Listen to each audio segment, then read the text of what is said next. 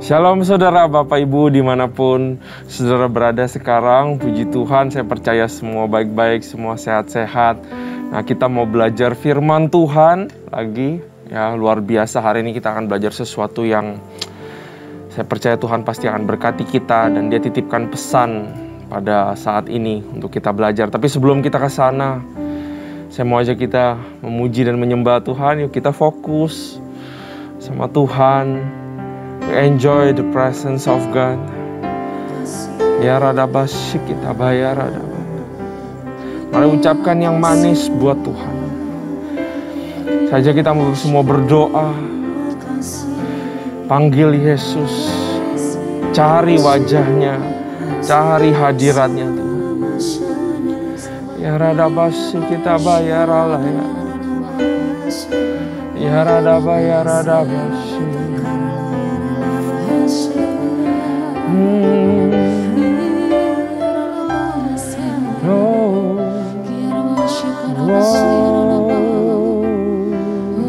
Kau baik Tuhan, Kau baik Tuhan, haleluya, ya raraba ya raraba.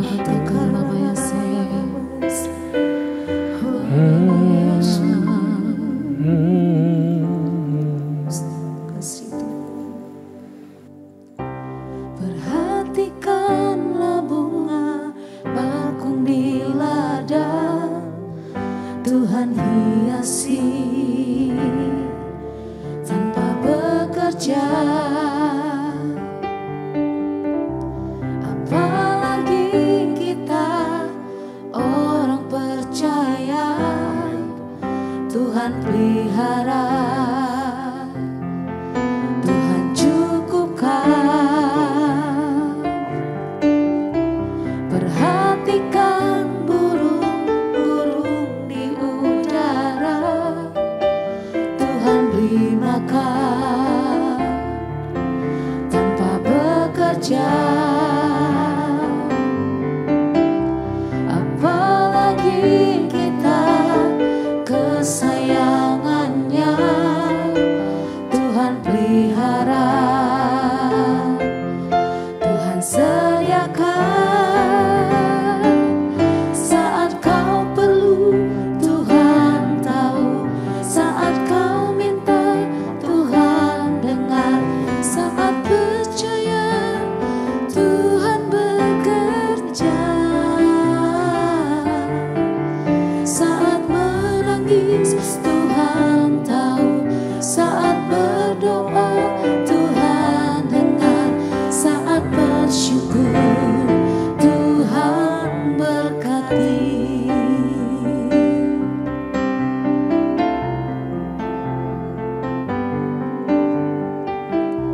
Perhatikanlah bunga bakung di ladang, Tuhan hiasi tanpa bekerja. Apalagi kita orang percaya, Tuhan pelihara, Tuhan cukupkan. Perhatikan burung-burung di udara, Tuhan beri makan tanpa bekerja. Apalagi kita kesayangannya, Tuhan pelihara, Tuhan sediakan saat kau perlu. Tuhan tahu saat kau minta, Tuhan dengar. Saat percaya, Tuhan bekerja. Saat menangis, Tuhan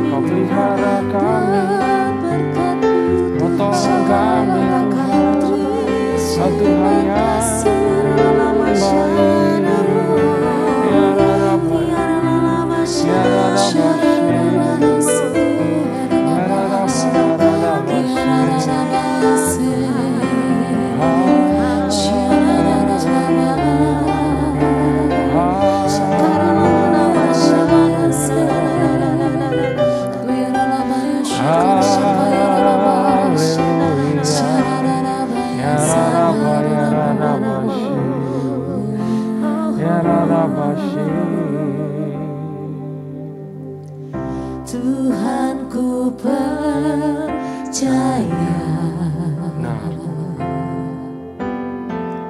tangan-Mu menjaga,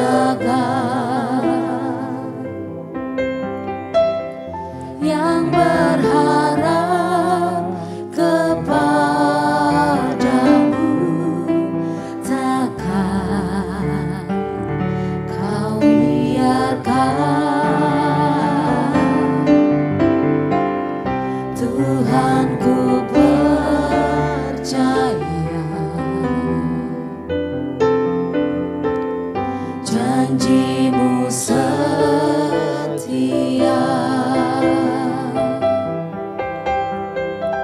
tetap ku hidup bagi-Mu sampai selamanya.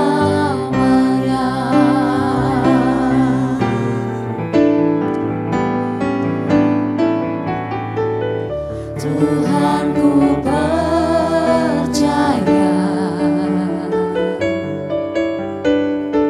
tangan-Mu menjaga, yang berharap kepada-Mu takkan Kau biarkan. Tuhan ku percaya,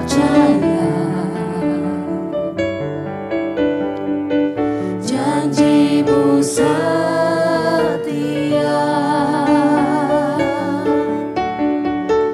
tetap ku hidup bagi-Mu sampai selamanya.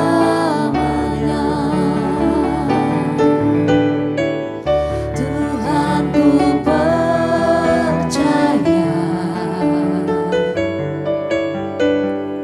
tangan-Mu menjaga, yang berharap kepada-Mu takkan Kau biarkan. Tuhan ku percaya, janji-Mu setia, tetap ku hidup bagi-Mu sampai selamanya.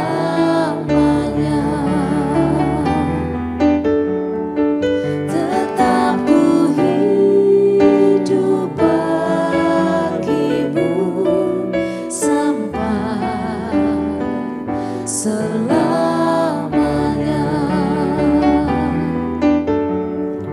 Tetap ku hidup bagi-Mu sampai selamanya.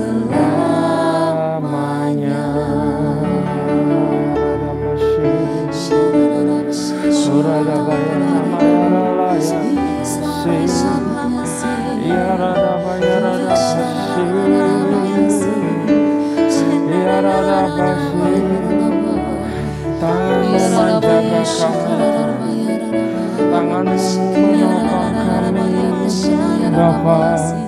Oh, janji-Mu setia Tuhan. Terima kasih Tuhan, terima kasih.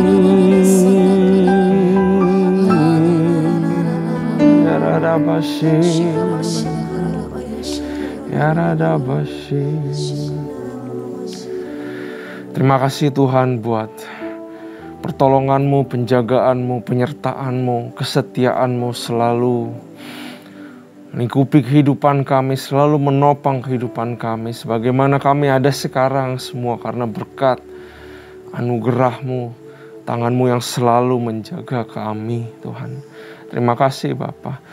Izinkan kami dapat sesuatu, berikan kami revelation, rema, datang daripada Engkau ya Roh Kudus. Urapi bibir lidah aku ya Tuhan. Akan bagikan ini, berikan rema-rema, pengertian-pengertian baru selagi kita baca nanti firman-Mu ya Tuhan. Sembunyikan hamba-Mu di balik salib-Mu. Dan biar para jemaat boleh mengerti dan mendapatkan sesuatu supaya kehidupannya boleh menjadi lebih baik. Terima kasih Tuhan, terima kasih Bapa, makasih Roh Kudus. Thank you Jesus. Hanya di dalam nama Tuhan Yesus kami siap untuk belajar, kami bersyukur. Haleluya. Amin. Sekali lagi sukacita, salam damai sejahtera buat kita semua. Nah saudara, saya ajak untuk mempersiapkan Alkitabnya. Mari kita buka Ulangan pasal yang ke-18. Hari ini kita akan belajar Ulangan pasal yang ke-18. Nah, saudara buka Alkitabnya masing-masing. Juga siapkan catatan, saudara. Selalu di dalam baca Alkitab harus punya hati yang humble. Humble atau rendah hati di sini adalah maksudnya mau belajar, mau diajar, dan punya mental atau kepercayaan yang pasti kalau saya baca saya dapat sesuatu daripada Tuhan. Bukan cuma dapat sesuatu, tapi saya perlu itu buat kehidupan. Ya, karena itu Roh Kudus pasti akan berkati kita semua di dalam pembacaan Alkitab. Apapun pasalnya, apapun ayatnya, sesusah apapun, setidak mengerti apapun, Roh Kudus mampu untuk memberikan kita pengertian. Nah, saudara sudah siapkan ya Alkitabnya, juga siapin catatan. Saya berdoa supaya saudara dapat revelation secara pribadi daripada Tuhan. Ya, bukan cuma yang saya sharingkan pada saat ini. Nah, pasal 18 dibagi dua perikop. Yang pertama adalah penghasilan imam dan orang Lewi. Yang kedua bertenung dan bernubuat. Nah, mari kita baca terlebih dahulu ayat 1. Imam-imam orang Lewi, seluruh suku Lewi, janganlah mendapat bagian milik pusaka. Pusaka ini maksudnya warisan ya, saudara. Jadi janganlah mendapat warisan bersama-sama orang Israel. Nah, apa sih warisan orang Israel dalam konteksnya ini? Bukanlah emas, bukanlah perak, bukanlah ternak-ternak, tapi warisan yang dimaksud ini adalah tanah. Bagian-bagian suku-suku, 12 suku Israel, warisannya tanahnya ini, itu. Nah, suku Lewi tidak dapat warisan tanah. Ya, kalau kita lanjut dari korban api-apian kepada Tuhan dan apa yang menjadi miliknya harus mereka mendapat rezeki. Janganlah ia mempunyai milik pusaka atau warisan di tengah-tengah saudaranya.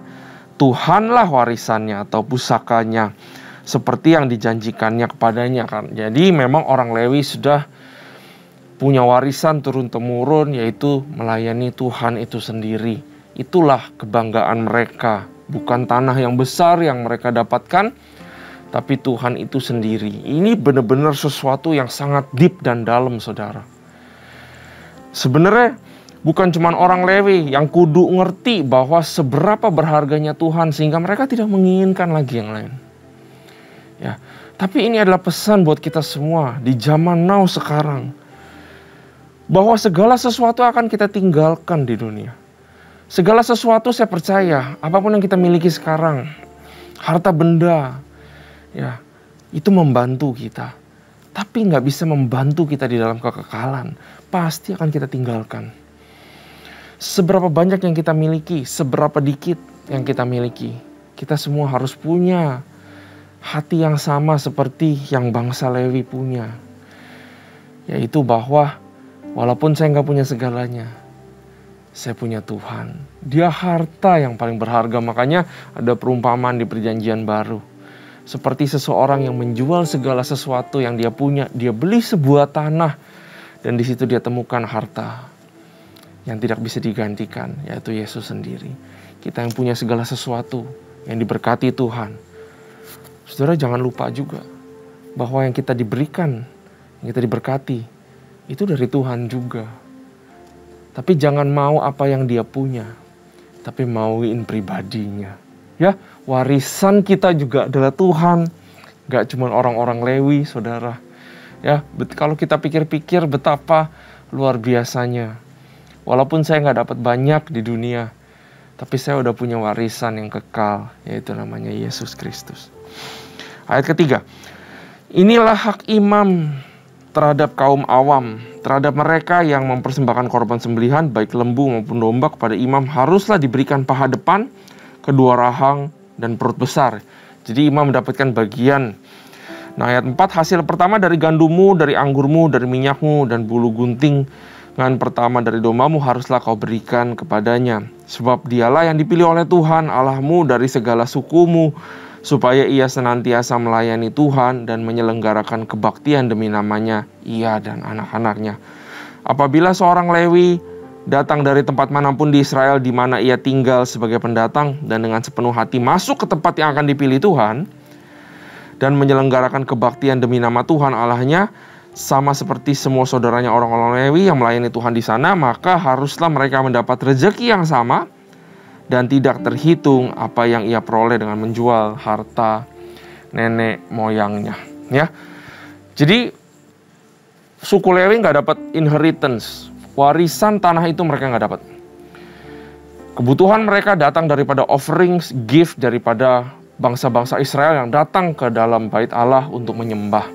Ya, nah, mereka karena tidak dapat tanah, mereka tidak bisa menghasilkan makanan, makanya mereka harus mendapatkan bagian. Kalau ada yang mempersembahkan kambing dan domba dan apapun itu, mereka dapat bagian. Tuhan menciptakan sebuah sistem supaya mendukung kehidupan para suku Lewi, saudara. Ya, dan kalau saudara ingat di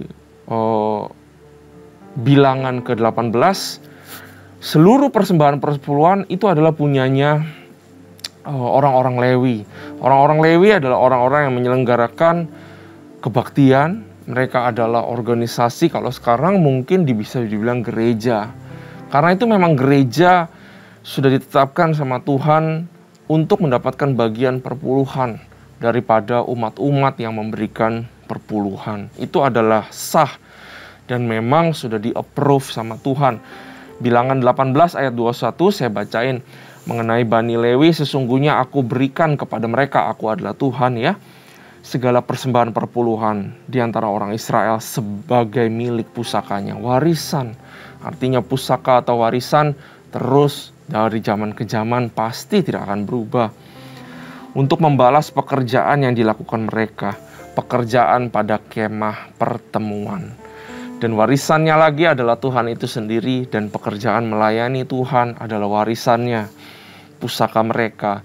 Jadi begitu generation ada yang baru, lahir anak yang baru, mereka sudah dapat warisannya, yaitu mereka sudah pasti akan melayani Tuhan, saudara. Jadi mereka tidak punya tanah, tapi seluruh suku suku Lewi ini mereka diberikan total 48 kota-kota yang tersebar di seluruh tanah Israel.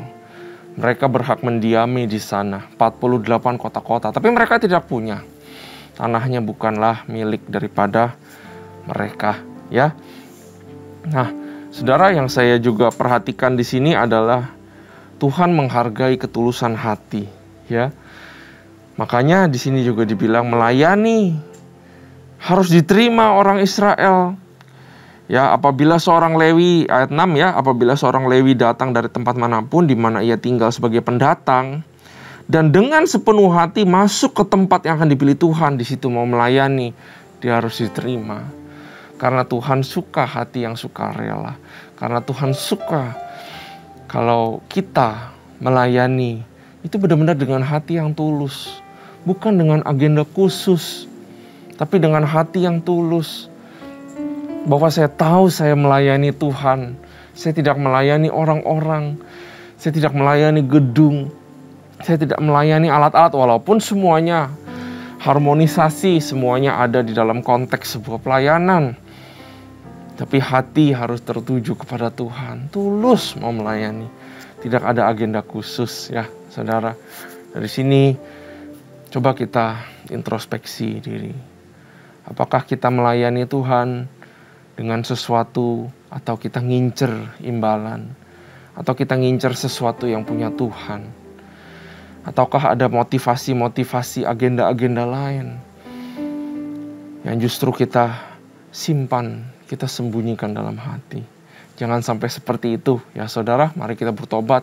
Saya juga bertobat untuk kita belajar melayani Tuhan sepenuh hati kita. Nah, mari kita lanjut.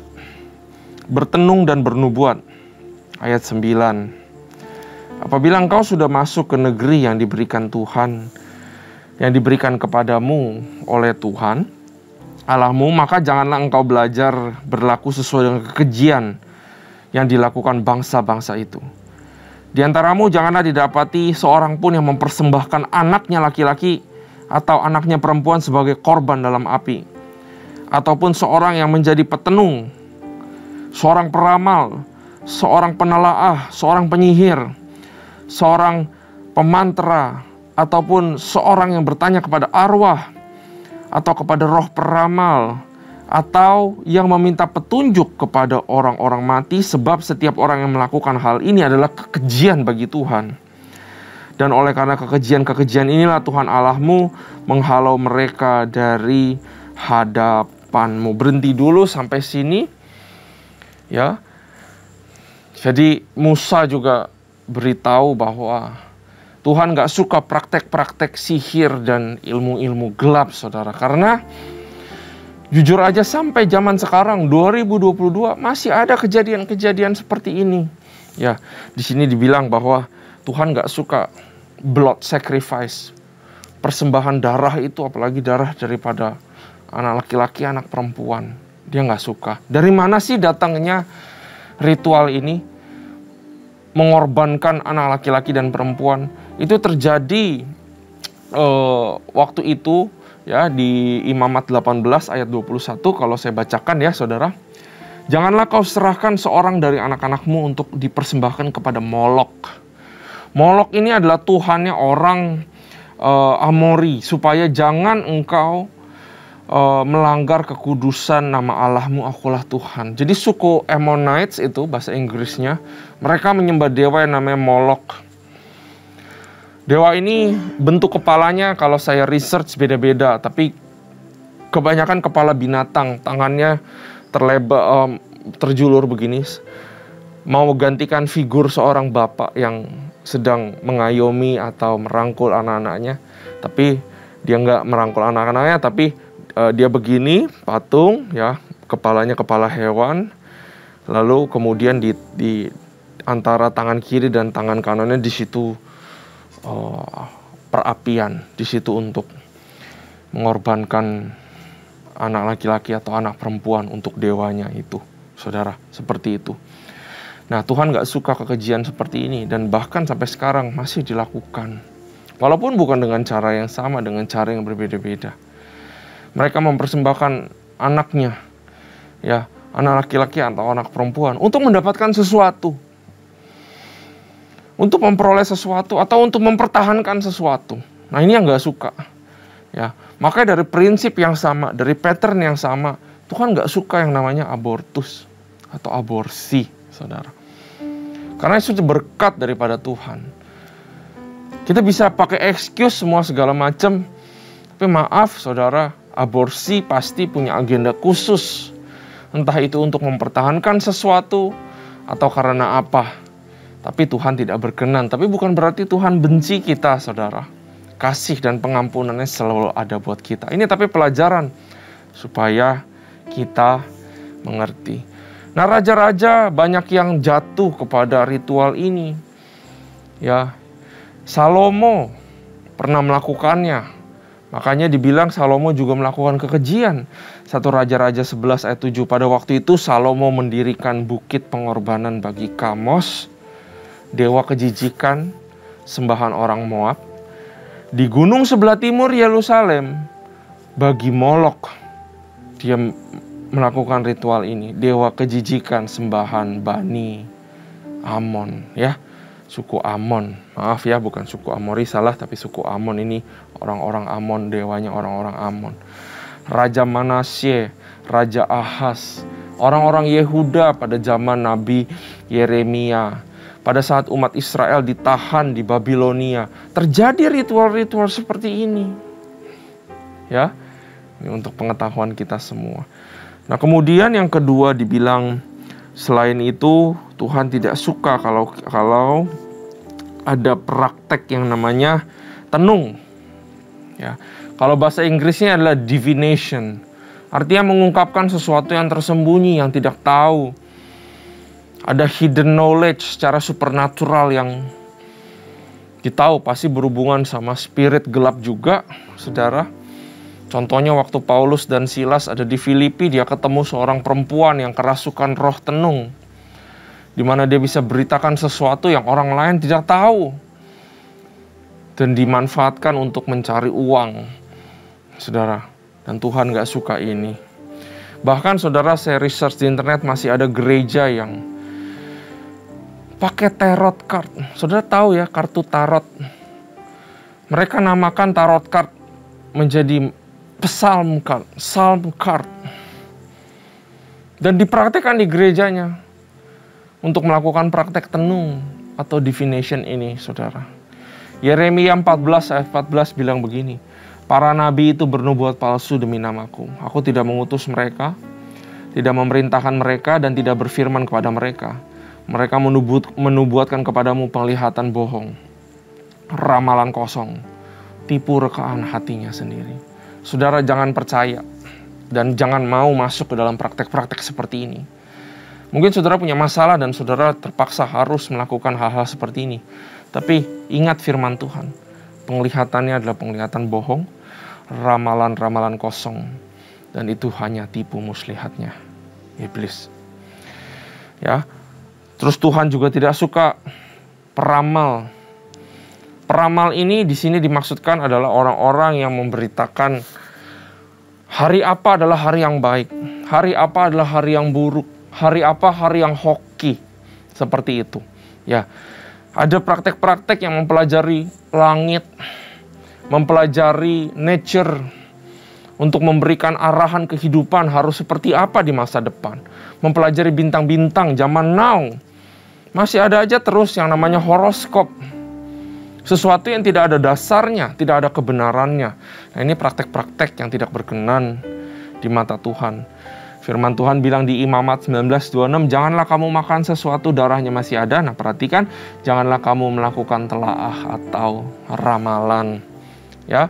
Kemudian digabung lagi ada beberapa praktek lain, penelaah, penyihir, pemantra. Ini adalah praktek-praktek yang memberikan kutuk, mengucapkan mantra-mantra, dipercaya, ya, memantrakan orang, ya, untuk melakukan kejahatan, untuk deceive others, untuk melakukan tipu muslihat kepada orang-orang. Tuhan juga tidak suka. Dan yang terakhir adalah praktek di mana menanyakan sesuatu kepada arwah yang sudah mati.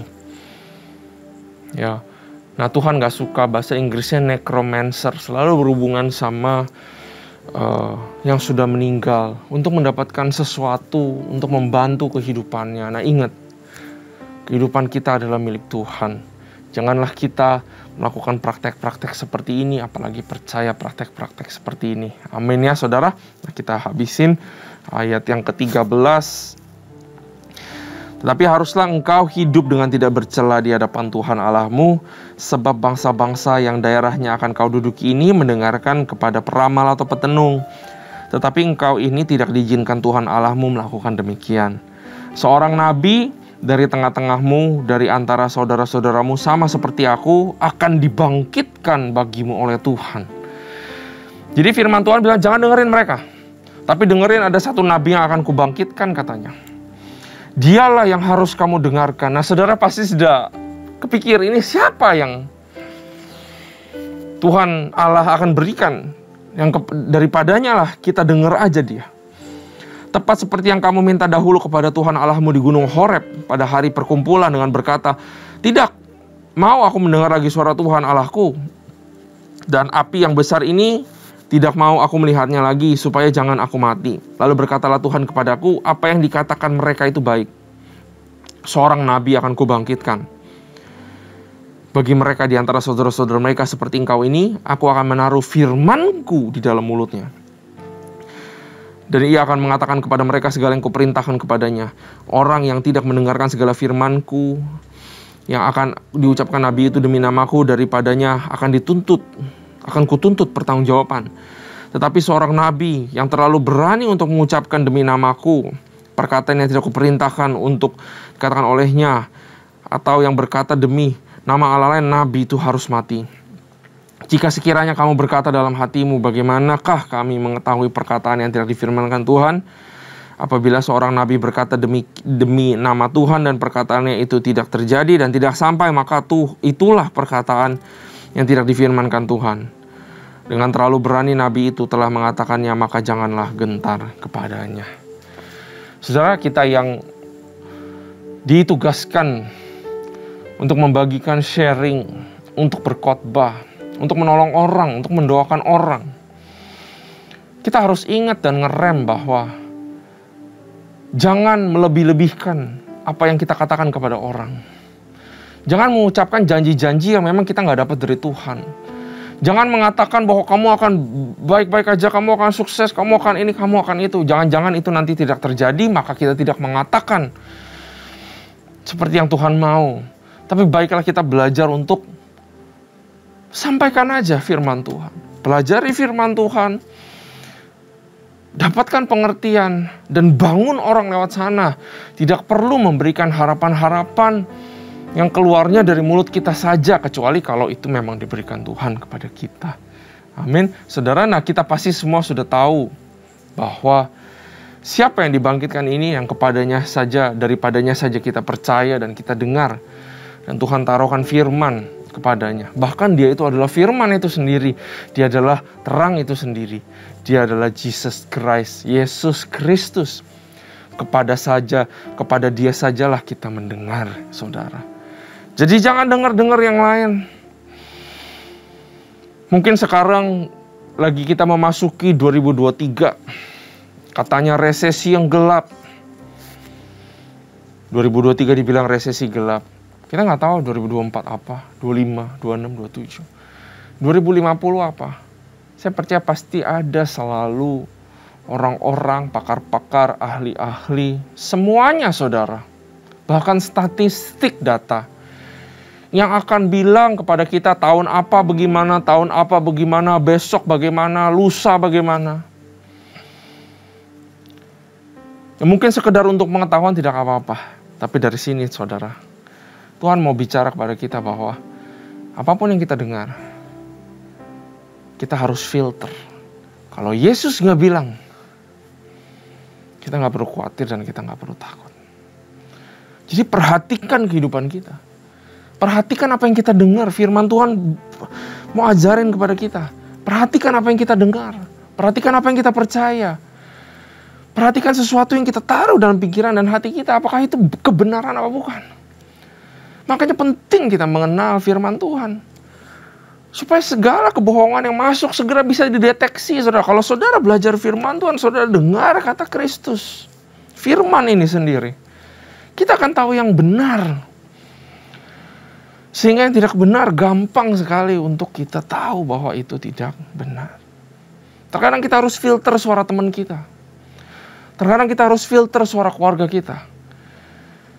Terkadang kita harus filter suara orang yang mengasihi kita. Kadang-kadang suara mereka pun salah. Kadang-kadang kita harus filter suara yang keluar dari pikiran kita sendiri. Kalau kita sedang takut, sedang khawatir, kita akan bersuara kepada diri kita sendiri yang menjatuhkan. Tapi semua itu, dengarkanlah Yesus. Kalau dia bilang ya, dan itu akan ya. Kalau dia bilang tidak, itu akan tidak. Wah, akan besar-besaran nih. Hancur ini segala macam. Kalau Yesus ngomong begitu, terjadi. Tapi kalau Yesus tidak ngomong begitu, Yesus ngomongnya apa? Mungkin benar ada lembah kelam, tapi Tuhan beserta kita. Wah, itu muncul aliran yang baru, iman yang kuat untuk kita menghadapi hari besok. Percayalah segala sesuatu dirancangkan bukan untuk kecelakaan kita, tapi untuk masa depan yang penuh harapan buat kita. Dengarkanlah Yesus saja.